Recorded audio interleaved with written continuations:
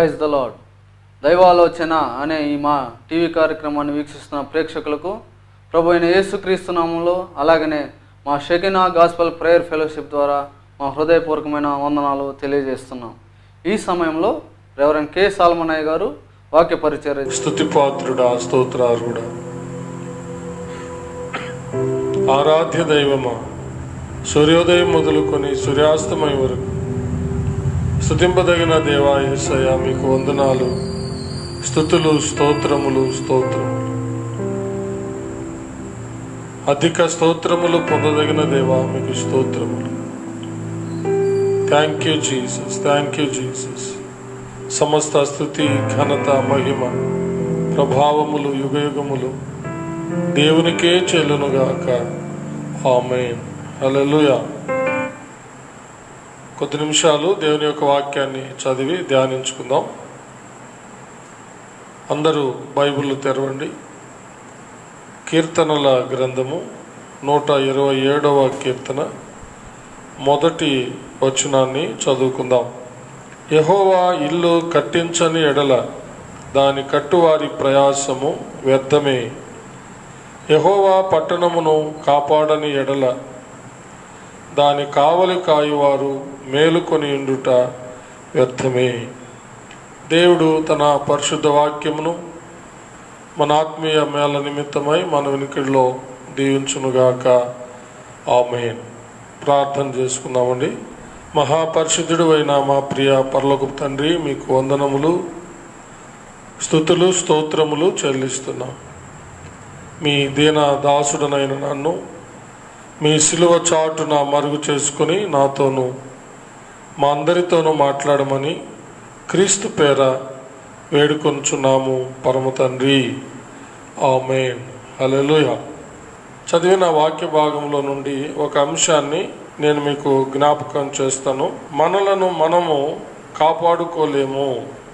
ఏ రోజైనా, ఏ విషయంలోనైనా, ఏ ప్రమాదంలోనైనా, ఏ వ్యాధి బాధల్లోనైనా, ఎలాంటి భయంకరమైన వైరస్లు తెగుళ్ళలోనైనా, భయంకరమైనటువంటి ప్రకృతి సంబంధమైనటువంటి ప్రమాదాల్లోనైనా, ప్రకృతి వైపరీత్యాల వలన అనగా భయంకరమైనటువంటి గాలి, తుఫాను, పొంగులు, సునామీలు, భయంకరమైన ఎండ తీవ్రత, వడగాల్పులు, ఇలాగూ నానావిధ సమస్యలు, శోధనలు, జగడాలు, యుద్ధాలు, పోరాటాలు, ఇలాంటి భయంకరమైనటువంటి పరిస్థితుల్లో ప్రస్తుతం మనలను భయంకరంగా భయపెడుతున్నటువంటి, కొందరిని బాధిస్తూ ఉన్నటువంటి ఈ కరోనా వైరస్ నుండి కూడా మనలను మనము కాపాడుకోలేము అనేది మనం గ్రహించుకోవాలి. ఏ విధము చేతనైనా కూడా మనలను మనము కాపాడుకోలేము. అయితే దీనికి పరిష్కారం ఏమిటి, దీనికి మార్గం ఏమిటి అనేది మనము ఆలోచన చేసినట్లయితే, మనం చదివిన వాక్య భాగములో ఒక చక్కని జవాబు ఉన్నది. చూడండి. యెహోవా ఇల్లు కట్టించని ఎడల దాని కట్టువారి ప్రయాసము వ్యర్థమే. యెహోవా పట్టణమును కాపాడని ఎడల దాని కావలి కాయువారు మేలుకొని ఉండుట వ్యర్థమే. ఈ వాక్యాన్ని మనం బాగా పరిశీలన చేసి చూసినట్లయితే, భౌతికంగా కానీ ఆధ్యాత్మికంగా కానీ మనలను కాపాడేది దేవుడేనని బైబిల్ స్పష్టంగా తెలియచేస్తూ ఉంది. దేవుడు కాపాడకపోతే మనం ఎన్ని విధాలుగా కాపాడుకోవడానికి ప్రయత్నాలు చేసినప్పటికీ అది వ్యర్థమైపోతుంది, వృధా అయిపోతుంది అనేది స్పష్టంగా మనము అర్థం చేసుకోవాలి. కాబట్టి దేవుడే మనలను కాపాడువాడని మనకు స్పష్టంగా అర్థమవుతుంది. కొన్ని లేఖన భాగాలు మనము చూద్దాం. కీర్తనల గ్రంథము 34వ కీర్తన 7వ వచనాన్ని మనము, యెహోవా యందు భయభక్తులు గలవారి చుట్టూ ఆయన దూత కావలి ఉండి వారిని రక్షించును. ఆయన దూత అంటే యెహోవా దూత, లేక దేవుని దూత, ప్రభు దూత. ఎవరైతే యెహోవా యందు భయభక్తులు కలిగి జీవిస్తారో వారిని దేవుడు ఆయన దూతను కావలి ఉంచి వారిని కాపాడుతాడని ఇక్కడ వ్రాయబడింది. మనము భయపడవలసినటువంటి దేవునికి భయపడకుండా దేవుని యందు భక్తి సలపకుండా భయపడకూడని వాటికి భయపడుతూ ప్రమాదాల్లో పడిపోతున్నాం. ఎందుకంటే భయపడుట వలన మనుషులకు ఉరివచ్చును అని బైబిల్ స్పష్టంగా తెలియచేస్తూ ఉంది. మనము భయపడవలసింది దేవునికి మాత్రమే. ఆ గొప్ప దేవుని యందు భయము భక్తి కలిగి మనం జీవించినప్పుడు ఆయనే తన యొక్క దూతను కావలుండి రక్షిస్తాడు. అది ఎలాంటి పరిస్థితి అయినా సరే. 91వ కీర్తన 9వ వచనం నుండి 12వ వచనం వరకు చూస్తే అక్కడ కూడా ఈ విషయం చాలా చక్కగా వ్రాయబడింది. 9వ వచనం నుంచి 12వ వచనం వరకు నేను చదువుతాను, చూడండి. యెహోవా, నీవే నా ఆశ్రయము అని నీవు మహోన్నతుడైన దేవుని నీకు నివాస స్థలముగా చేసుకొని ఉన్నావు. నీకు అపాయమేమీ రాదు, ఏ తెగులును నీ గుడారమును సమీపించదు. నీ మార్గములన్నిటిలో నిన్ను కాపాడుటకు ఆయన నిన్ను గూర్చి తన దూతలకు ఆజ్ఞాపించును. నీ పాదములకు రాయి తగులకుండా వారు నిన్ను తమ చేతుల మీద ఎత్తి పట్టుకొందురు. హల్లెలూయా. చూడండి, దేవుడు ఆయనను ఆశ్రయించినటువంటి వారిని, ఆయన శరణుజొచ్చినటువంటి వారిని, దేవుడు వారిని, వారి యొక్క గుడారాలని అనగా వారి యొక్క ఇళ్లను, కుటుంబాలను, వారు కలిగినటువంటి సమస్తాన్ని ఏ తెగులు సమీపించకుండా వారిని కాపాడుతాడని. ఇప్పుడు తెగులు అంటే ఈ వైరస్లే, ఈ భయంకరమైనటువంటి వైరస్లు. అవి అంటకుండా, అవి అసలు సమీపించకుండా కాపాడుతాడట. మన ప్రయాణాల్లో ఆది నుండి అంతం వరకు అల్ఫా ఒమేగా అయిన దేవుడు మన యొక్క ఆయా దినాల్లో చేసే ప్రయాణాలు ఆరంభం నుంచి ముగింపు వరకు కానీ, మన జీవిత ప్రయాణం ఇహలోకము నుండి పరలోకానికి ప్రయాణం చేస్తున్న మన ప్రయాణంలో కానీ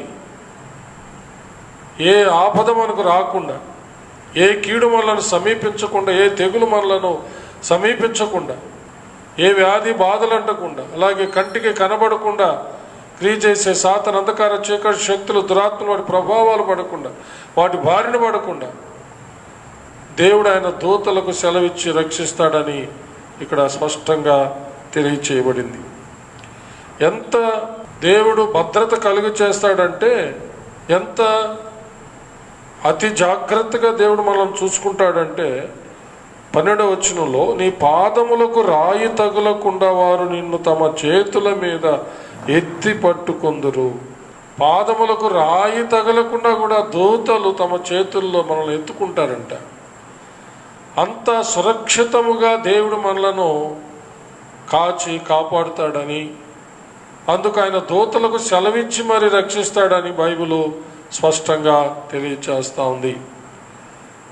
మొదటి వచనం నుంచి కూడా కొన్ని వచనాలు చదివితే ఈ 91వ కీర్తనలోనే దేవుడు తన రెక్కల చాటున మనలను కప్పి కాపాడుతాడని స్పష్టంగా వ్రాయబడింది. మొదటి వచనం నుండి 7వ వచనం వరకు ఒకసారి చదువుకుందాం. మహోన్నతుని చాటున నివసించువాడే, సర్వశక్తుని నీడను విశ్రమించువాడు, ఆయనే నాకు ఆశ్రయము, నా కోట, నేను నమ్ముకును నా దేవుడని నేను యెహోవాను గూర్చి చెప్పుచున్నాను. వేటకాని ఉరిలో నుండి ఆయన నిన్ను విడిపించును, నాశనకరమైన తెగులు రాకుండా నిన్ను రక్షించును. ఆయన తన రెక్కలతో నిన్ను కప్పును, ఆయన రెక్కల క్రింద నీకు ఆశ్రయం కలుగును. ఆయన సత్యము కేడెమును డాలునయున్నది. రాత్రివేళ కలుగు భయమునకైనను, పగటివేళ ఎగురు బాణమునకైనను, చీకటిలో సంచరించు తెగులునకైనను, మధ్యాహ్నమందు పాడు చేయు రోగమునకైనను నీవు భయపడకుందువు. నీ ప్రక్కను 1000 మంది పడినను, నీ కుడి ప్రక్కను 10,000 మంది కూలినను అపాయము నీ యొద్దకు రాదు. సర్వశక్తి గల దేవుణ్ణి ఆశ్రయించి ఆయన శరణు చొచ్చినటువంటి వారిని ఆ విధంగా దేవుడు కాపాడుతాడని బైబిల్ స్పష్టంగా తెలియచేస్తూ ఉంది. జకర్యా గ్రంథము 2వ అధ్యాయము 5వ వచనాన్ని మనము చూసినట్లయితే అక్కడ దేవుడు తన ప్రజల చుట్టూ తను ఏర్పరచుకున్నటువంటి పట్టణమైన యెరూషలేము చుట్టూ తనే అగ్ని ప్రాకారంగా ఉంటాను అని దేవుడు సెలవిచ్చిన మాట అక్కడ మనము చదవగలం. నేను దాని చుట్టూ అగ్ని ప్రాకారముగా ఉందును, నేను దాని మధ్యను నివాసినై మహిమకు కారణముగా ఉందును. ఇదే యెహోవా వాక్కు. యెరూషలేము పట్టణము బబులోను రాజుల చేతికి అప్పగించబడింది. బబులోను రాజు నెబుకద్నెజర్ రాజు యెరూషలేమును పట్టుకున్నాడు. సమస్తాన్ని దేవాలయంతో సహా పడగొట్టి కాల్చివేశాడు. ప్రాకారం పడగొట్టబడింది. 70 సంవత్సరాలు పాడుదిబ్బగా ఉండవలసి వచ్చింది. దేవుని యొక్క ఉగ్రత దాని మీదకు వచ్చింది. కారణం దేవుని మీద వాళ్ళు తిరుగుబాటు చేసినందువల్ల. జీవంగల దేవుని విడిచిపెట్టి ఇంట బయట వీధుల్లో ప్రతి ఎత్తైన ఉన్నత స్థలాల్లో ప్రతి పచ్చని చెట్టు కింద ఆఖరికి నా నామం నిత్యం ఉండును అని సెలవిచ్చినటువంటి దేవుడు తను కోరుకున్నటువంటి యెరూషలేము దేవాలయంలో కూడా విగ్రహాలు పెట్టి దేవునికి బహు కోపాన్ని కలిగిస్తారు. దేవుని యొక్క ఉగ్రత వస్తుంది, అనగా న్యాయ తీర్పు వస్తుంది. ఆ న్యాయ తీర్పు ప్రకారం 70 సంవత్సరాలు పాడుదిబ్బగా ఉండవలసి వచ్చింది అనమాట. 70 సంవత్సరాల తరువాత యెరూషలేమును దేవుడు తిరిగి కట్టించినప్పుడు దేవుడు అక్కడికి తన ప్రజలను తిరిగి తీసుకుని వెళ్ళేటప్పుడు ఆ పరరాజులకు సెలవిచ్చినప్పుడు తన ప్రజలను బలపరచడానికి ప్రవక్తలను ఆయన ఏర్పరచుకొని ప్రవక్తల ద్వారా వారిని ఎంతగానో బలపరిచినట్టుగా మనం చూస్తాం. వారు తిరిగి వెళ్ళి తమ యొక్క పట్టణాన్ని స్వాధీనం చేసుకోవడానికి, అక్కడ దేవాలయం కట్టడానికి, అక్కడ ప్రాకారం కట్టడానికి, అక్కడికి వెళ్ళి వాళ్ళు నివాసాలు ఏర్పాటు చేసుకోవడానికి వాళ్ళు ఎంతో భయపడిపోతారు. ఎందుకంటే దేవుణ్ణి ఆరాధించడానికి దేవాలయం లేదు, వారికి రక్షణ కలగజేయడానికి ప్రాకారం లేదు. మరి అలాంటి పాడుదిబ్బైపోయినటువంటి 70 సంవత్సరాల కాలం పాడుదిబ్బైపోయినటువంటి ఆ ప్రాంతానికి వెళ్ళి వీళ్ళు నివాసాలు ఏర్పరచుకొని అక్కడ పనిచేస్తూ వాళ్ళు దేవాలయం కట్టుకొని దేవుని ఆరాధించాలి, ప్రాకారం కట్టాలి, ఇవన్నీ ఉన్నాయన్నమాట. మరి అప్పుడు వారు ఎంతో వేదన పడిపోతున్నారు. అయ్యో, దేవుణ్ణి ఆరాధించడానికి దేవాలయం లేదు, మనను కాపాడడానికి ప్రాకారం లేదు, మరి ఇప్పుడు అక్కడికి వెళ్ళి మేము ఎలా మనం బ్రతకగలం అనుకుంటున్నప్పుడు దేవుడు, వారి ఆలోచనలు ఎరిగిన దేవుడు, వారి దుఃఖాన్ని వారి చింతనంతా ఎరిగిన దేవుడు జకర్యా ప్రవక్త ద్వారా ఈ విషయాన్ని వారికి తెలియచేస్తాడు. భయపడొద్దు, నేనే మీకు అగ్ని ప్రాకారంగా ఉంటాను, మీ మధ్య మహిమకు కారణంగా నేను ఉంటాను, మీతోనే ఉంటాను, మీ చుట్టూ అగ్ని ప్రాకారంగా ఉంటాను. ప్రాకారం లేదని భయపడొద్దు, నేనే అగ్ని ప్రాకారంగా ఉంటాను, నా మహిమ మీ మధ్య ఉంటుంది, భయపడకండి అని దేవుడు జకర్యా ప్రవక్త ద్వారా బలపరిచినట్టుగా మనం చూస్తున్నాం. కాబట్టి దేవుడు తన ప్రజల చుట్టూ అగ్ని ప్రాకారంగా ఉంటాడు. ఎవరు సమీపించడానికి వీలుండదు, ఏ వైరస్ సమీపించడానికి వీలుండదు, అనగా ఏ తెగులు సమీపించడానికి వీలుండదు. మహామహిమ తేజస్సుతో దేవుడు అక్కడ ప్రకాశిస్తూ ఉంటాడు. కోటి సూర్యుల తేజస్సు కంటే ఎక్కువ తేజస్సుతో ఆ మహిమను వర్ణించలేము, మన కళ్ళతో చూడలేము. కానీ మహా తేజస్సుతో మహామహిమతో ఆయన తన ప్రజల మధ్య ఉంటాడు. అప్పుడు ఎలాంటి ప్రభావాలు కూడా అక్కడికి సమీపించలేవు.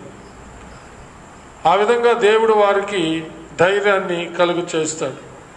ఈ విషయాన్ని ఈ దినాల్లో కూడా నీవు నేను మనమంతా కూడా తెలుసుకొని ధైర్యం తెచ్చుకోవాలి. భయపడకూడదు. మన చుట్టూ దేవుడు అగ్ని ప్రాకారంగా ఉంటాడు. మనతో ఆయన గొప్ప మహిమ తేజస్సుగా ఉంటాడు. ఇక ఎలాంటి భయంకరమైనటువంటి వైరస్ మనల్ని సమీపించదు. ఎలాంటి తెగులు మన గుడారాలను సమీపించదు. ఇప్పుడు ప్రపంచాన్ని వణికిస్తున్నటువంటి కరోనా వైరస్ కూడా సమీపించలేదు. అంత మహిమ ప్రభావంతో దేవుడు మనలో ఉంటాడు, మన పైన ఆవరించి ఉంటాడు. ఈ విషయాన్ని నువ్వు నమ్మినట్లయితే, యెహోవాను ఆశ్రయించినట్లయితే, ఆయన మాట నమ్మినట్లయితే, నిజముగా నీ జీవితంలో ఆ గొప్ప రక్షణ దేవుడు తనే అగ్ని ప్రాకారంగా ఉండి ఆయన మహిమ తేజస్సుతో నీలో ఉండి ప్రకాశిస్తూ నిన్ను కాపాడుతాడని, రక్షిస్తాడని నేను జ్ఞాపకం చేస్తూ ఉంటున్నాను.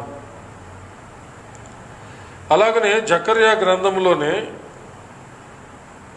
అదే అధ్యాయం 2వ అధ్యాయం 8వ వచనాన్ని మనం చూస్తే, సైన్యములకు అధిపతియగు యెహోవా సెలవిచ్చున్నదేమనగా, మిమ్మును ముట్టినవాడు తన కనుగుడ్డును ముట్టినవాడని ఎంచి తనకు ఘనత తెచ్చుకొనదలిచి మిమ్మును దోచుకుని అన్యజనుల యొద్దకు ఆయన నన్ను పంపి ఉన్నాడు. అలాగనే ద్వితీయోపదేశ కాండము 32వ అధ్యాయం 10వ వచనం కూడా, దేవుడు ఏర్పరచుకున్నటువంటి ఆయన ప్రజలను ఎవరైనా ముట్టాలంటే దేవుని కనుగుడ్డును ముట్టినట్టేనంట. ఎవరైనా సర్వశక్తి గల దేవుని కనుగుడ్డును ముట్టగలరా? ఆయన కనుపాపను తాకగలరా? మానవుడు సమీపించరానటువంటి తేజస్సులో మహామహిమలో ఉన్నటువంటి ఆ దేవుణ్ణి ఎవరు సమీపించగలరు? సర్వశక్తి గల దేవుని ఎదుట ఎవరు నిలవగలరు? అందుకనే దేవుడు చెప్తున్నాడు, మిమ్మల్ని ముట్టాలంటే నా కనుగుడ్డును ముట్టాలి. ఎవరు కూడా దేవుని కనుగుడ్డును ముట్టలేరు, కనుపాపను తాకలేరు. అదేవిధంగా నా ప్రజలైన మిమ్మల్ని ఎవ్వరు కూడా ముట్టలేరు అని ఎంతో దేవుడు ధైర్యాన్ని వారికి కలుగజేస్తున్నాడు, ఎంతో భరోసాని ఇస్తూ ఉన్నాడు.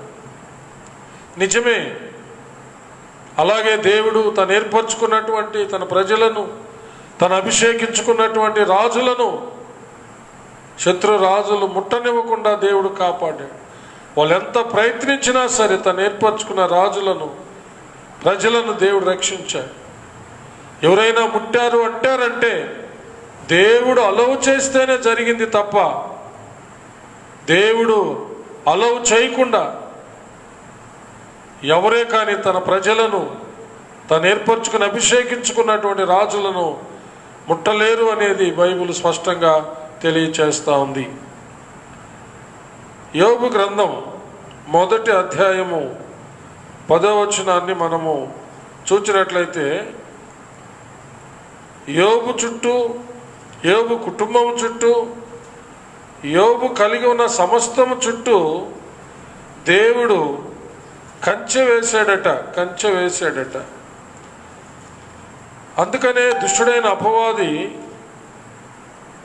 యోబును కానీ, యోబు కుటుంబాన్ని కానీ, యోబుకున్నటువంటి యావదాస్తిని కానీ ముట్టలేకపోయాడు, సమీపించలేకపోయాడు. ఎవరు కూడా యోబును నాశనం చేయలేకపోయారు. చదువుకుందాం. నీవు అతనికిని, అతని ఇంటి వారికిని, అతనికి కలిగిన సమస్తమునకును చుట్టూ కంచె వేసితివి కదా. నీవు అతని చేతి పనిని దీవించుట చేత అతని ఆస్తి దేశములో బహుగా విస్తరించి ఉన్నది. దేవుడు ఒకానొక దినమున దేవుని యొక్క సభాపర్వతం మీద, దేవుడు తన సింహాసనం మీద ఆసీనులైనప్పుడు, దేవదూతలందరూ ఆయన సమీపానికి వచ్చినప్పుడు, ఈ లోకంలో అటు ఇటు తిరుగుతున్నటువంటి దైవ విరోధి, సర్వ సృష్టికి, సర్వలోకానికి విరోధైనటువంటి అపవాది ఆ దూతల మధ్యలో వచ్చి యోబును గురించినటువంటి సంభాషణ జరిగినప్పుడు దేవునితో సాతాను ఈ విధంగా మాట్లాడతాడన్నమాట. యోబు చుట్టూ, యోబు కుటుంబం చుట్టూ, యోబు యావదాస్తి చుట్టూ నువ్వు కంచె వేశావు.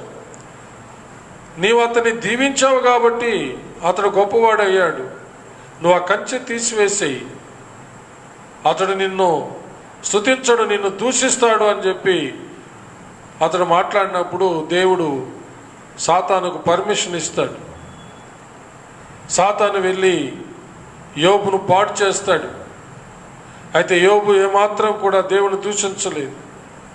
యెహోవా ఇచ్చను, యెహోవా తీసుకొని పోయాను, యెహోవా నామమునకు స్తుతి కలుగునుగా కానీ దేవుని మహింపరచడే తప్ప తన నోటి మాటతో దేవుడు నాకు అన్యాయం చేశాడని చెప్పి అనలేదు.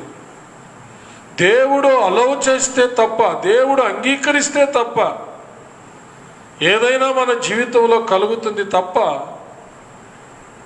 ఇక వేరే విధంగా, వేరే మార్గాల్లో ఏ విధం చేతనైనా సరే మనలను ఏది కూడా సమీపించలేదు, ఎవరు ముట్టలేరు.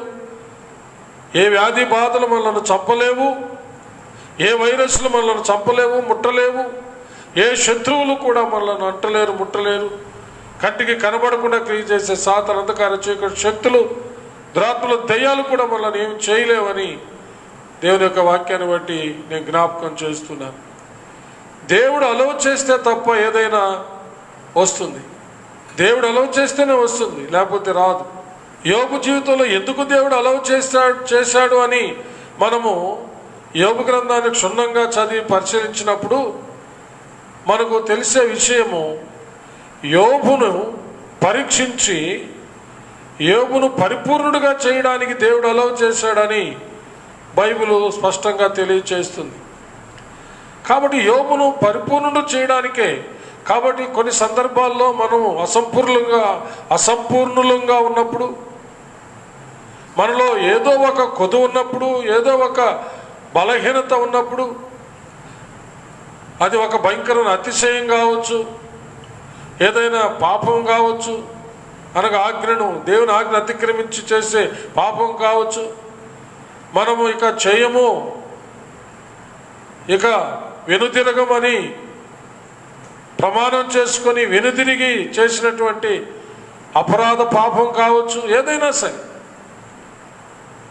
వాటన్నిటిలో నుంచి మనలను విడిపించి మనల్ని పరిపూర్ణులుగా చేయడానికి దేవుడు కొన్ని అలౌ చేస్తాడు. దేవుడు అంగీకరించకుండా, దేవుడు అలౌ చేయకుండా ఏది కూడా మనలను సమీపించలేదు అనేది, ఏది కూడా మనల్ని అంటలేదు, ముట్టలేదని, మనల్ని చంపలేదని, మన నాశనం చేయలేదని దయచేసి ఈ సందర్భంలో మనం తెలుసుకోవాలి. ఆ విషయమై ధైర్యం తెచ్చుకోవాలి. మనలో ఏదైనా లోటుపాట్లు ఉన్నట్లయితే, పాపదోషాలు, అపరాధాలు ఉన్నట్లయితే, దేవుని చిత్తానికి వ్యతిరేకంగా జీవిస్తూ అసంపూర్ణులంగా, అపరాధులుగా ఉంటే వెంటనే మన జీవితాన్ని ప్రభు సన్నిధిలో ఒప్పుకున్నట్లయితే దేవుడు ఆయన అలౌ చేసిన దాన్ని తొలగించి ఆయన బాగు చేసి రెండింతల ఆశీర్వాదాలు కుమ్మరిస్తాడు.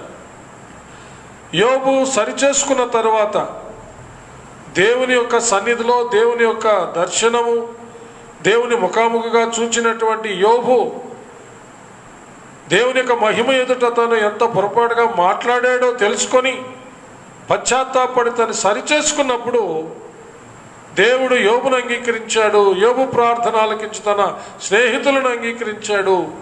తర్వాత యోబుకు రెండింతల ఆశీర్వాదాలు బిడ్డలతో సహా ఇచ్చాడు. నిజముగా ఏవైనా సరే నీ జీవితంలో దేవుడు అలౌ చేసినప్పుడు ఒక క్షణం ఆగి, ఎందుకు నా జీవితంలో ఇది అలౌ చేయబడింది, దేవుడు ఎందుకు దీన్ని అంగీకరించాడు అని నువ్వు పరిశీలన చేసుకొని నిన్ను సరిదిద్దుకుంటే నీవు ధన్యుడు. కానీ అనేక మంది సరిచేసుకోవడానికి బదులు దేవుణ్ణి విమర్శిస్తూ ఉంటారు, దేవుణ్ణి దూషిస్తూ ఉంటారు, ఇంకా దేవునికి వ్యతిరేకమైనటువంటి చర్యలు చేస్తూ ఇంకా నశించిపోతూ ఉంటారు. అలా కాకుండా ఒక నిమిషం ఆగి మన ప్రాణాత్మ దేహముల్లో మన ప్రవర్తన, మన చూపులు, మన మాటలు, మన యొక్క ఆలోచనలు, వినికిడి, మన యొక్క కార్యాలు ఏమైనా దేవునికి వ్యతిరేకంగా భిన్నంగా ఉన్నాయేమో అని తెలుసుకొని పరిశీలించుకొని పరిశుద్ధపరచుకొని ప్రభువును వేడుకున్నట్లయితే దేవుడు మనలను క్షమించి రెండింతల ఆశీర్వాదాలు ఆయన కుమ్మరిస్తాడు. కాబట్టి దేవుడే కాపాడాలి. యోబు చుట్టూ, యోబు కుటుంబం చుట్టూ, యోబుకున్న యావదాస్తి చుట్టూ దేవుడు కంచె వేసినందువల్ల ఎవరు అతన్ని నాశనం చేయలేకపోయారు. దుష్టుడైన అపవాది కూడా సమీపించలేకపోయాడు. దేవుడు అతన్ని దీవించినందువల్ల అతడు గొప్ప ఆస్తిపరుడయ్యాడు, గొప్ప ధనవంతుడయ్యాడు. కాబట్టి దేవుని వల్లనే మనము ఆశ్రయించబడతాం, దేవుని వల్లనే మనం కాపాడబడతాము. మనం కానీ మన కుటుంబాలు కానీ దేవుని చేత దీవించబడి ఆశ్రయించబడినటువంటి సమస్తం కూడా దేవుడు కంచె వేసి కాపాడకపోతే కాపాడుకోలేము ఏ విధం చేతను కూడా. కాబట్టి దేవుడినే మనము ఆశ్రయించాలి. యోహాను సువార్త 10వ అధ్యాయము 27వ వచనం నుండి 30వ వచనం వరకు కూడా మనం చూస్తే దేవుని యొక్క చేతిలోనే మనకు, మన బిడ్డలకు భద్రత అనేది స్పష్టంగా అక్కడ తెలియచేయబడింది. ఒకసారి ఆ భాగాన్ని మనము చదువుకుందాం. 27వ వచనం నుండి 30వ వచనం వరకు. నా గొర్రెలు నా స్వరము వినును, నేను వాటిని ఎరుగుదును, అవి నన్ను వెంబడించును. నేను వాటికి నిత్య జీవమునిచ్చుచున్నాను గనుక అవి ఎన్నటికి నశింపవు. ఎవడును వాటిని నా చేతిలో నుండి అపహరింపడు. వాటిని నాకిచ్చిన నా తండ్రి అందరికంటే గొప్పవాడు గనుక నా తండ్రి చేతిలో నుండి ఎవడును వాటిని అపహరింపలేడు. నేనును తండ్రియును ఏకమై ఉన్నామని వారితో చెప్పెను. కాబట్టి మనకు, మన బిడ్డలకు, మనకున్న సమస్తానికి భద్రత, కాపుదల. ఎవరు కూడా దోచుకోవడానికి వీలు లేకుండా, ఎవరు సమీపించడానికి వీలు లేకుండా, ఆఖరికి యోహాను సువార్తలోనే 10వ అధ్యాయం 10వ వచనం రాయబడిన ప్రకారం దొంగతనమును, హత్యను, నాశనమును చేయుటకు వచ్చునని చెప్పినటువంటి ఆ యొక్క ఆది సర్పము, ఘట సర్పము, అవ్వ ఆదామును దొంగలించినటువంటి ఆ దుష్టుడు మనలను, మన బిడ్డలను, మనకున్న యావదాసి దొంగలించకుండా ఉండాలంటే ఒకే ఒక సేఫెస్ట్ ప్లేస్ ఉంది. అదే దేవుని యొక్క చేతులు, దేవుని యొక్క హస్తాలు. కాబట్టి మనలను, మన బిడ్డలను దేవుని చేతులకు మనము అప్పగించుకున్నట్లయితే మనకు భద్రత, కాపుదల ఉంటుంది. 121వ కీర్తన 3వ వచనం నుండి 8వ వచనం వరకు కూడా మనం చూస్తే మన ప్రాణానికి దేవుని యొక్క కాపుదలే లేకపోతే మనము బ్రతకలేము అని అక్కడ స్పష్టంగా రాయబడింది. మన ప్రాణాన్ని కూడా కాపాడేది దేవుడేనని స్పష్టంగా అక్కడ వ్రాయబడింది. ఒకసారి ఆ యొక్క వాక్య భాగాన్ని చదువుకొని మనము ముగించుకుందాము. 121వ కీర్తన 3వ వచనం నుండి 8వ వచనం వరకు. ఆయన నీ పాదము తొట్టిల్లనీయడు, నిన్ను కాపాడువాడు కునుకడు. ఇశ్రాయేలును కాపాడువాడు కునుకడు, నిద్రపోడు. యెహోవాయే నిన్ను కాపాడువాడు. నీ కుడి ప్రక్కన యెహోవా నీకు నీడగా ఉండును. పగలు ఎండ దెబ్బ అయినను నీకు తగులదు, రాత్రి వెన్నెల దెబ్బ అయినను నీకు తగులదు. ఏ అపాయమును రాకుండా యెహోవా నిన్ను కాపాడును. ఆయన నీ ప్రాణమును కాపాడును. ఇది మొదలుకొని నిరంతరము నీ రాకపోకల యందు యెహోవా నిన్ను కాపాడును. నిన్ను కాపాడే దేవుడు కునుకుడు, నిద్రపోడు. ఆయనే నిరంతరం కాపాడుతాడు, నీ ప్రాణాన్ని కాపాడుతాడు. భయపడకండి. ఏదో వచ్చి నా ప్రాణాన్ని తీస్తుంది, నా కుటుంబాన్ని కబలిస్తుంది, నా ఆస్తిని కబలిస్తుంది అని భయపడుతున్నారేమో. భయపడద్దు, యెహోవాను ఆశ్రయించండి. ఆయనే మిమ్మల్ని, మీ కుటుంబాలని, మీ యావదాస్తులను కాచి కాపాడుతాడు, మీ ప్రాణాన్ని కాపాడుతాడు. దేవుడు అట్టి కృప మనకందరికీ దయచేయనుగాక. ఆమేన్. ప్రార్థన చేసుకుందాం. మహాపరిశుద్ధుడు అయిన మా ప్రియ పరలోకపు తండ్రి, మీకు వందనములు, స్తుతులు, స్తోత్రములు చెల్లిస్తున్నాం. యెహోవా ఇల్లు కట్టించని ఎడల దాని కట్టువారి ప్రయాసం వ్యర్థమని, యెహోవా పట్టణమును కాపాడని ఎడల దాని కావలు కాయవారు మేలుకొని ఉండుట వ్యర్థమని మీరు సెలవిచ్చారు. ప్రభా, మీరు కాపాడకపోతే మమ్మల్ని మేము కాపాడుకోలేము, మా కుటుంబాలను కాపాడుకోలేము.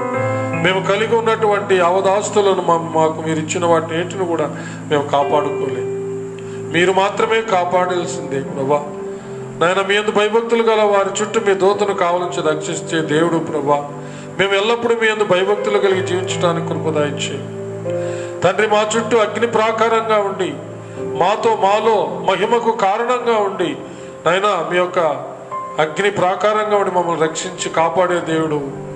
మీ మహిమను ప్రభా, మహా తేజస్సు కోటి సూర్యుల కంటే ఎక్కువైనటువంటి మీ యొక్క తేజ మహిమను మానవుడు సమీపించరాని తేజస్సు కలిగిన దేవా, అట్టి మహిమతో మాతో ఉండి ఎలాంటి దుష్ట ప్రభావాలు మమ్మల్ని అంటకుండా, ఎలాంటి భయంకరమైనటువంటి వైరస్లు అంటకుండా, ఏ కీడు పేడ సిడి శోధన సాతాను అంధకార చీకటి శక్తులు దురాత్మలు నాయన, ఏ మరణాపాయాలు మరణకర రోగములు మరణం రాకుండా మమ్మల్ని కాచి కాపాడే దేవా మీకు స్తోత్రములు నాయన.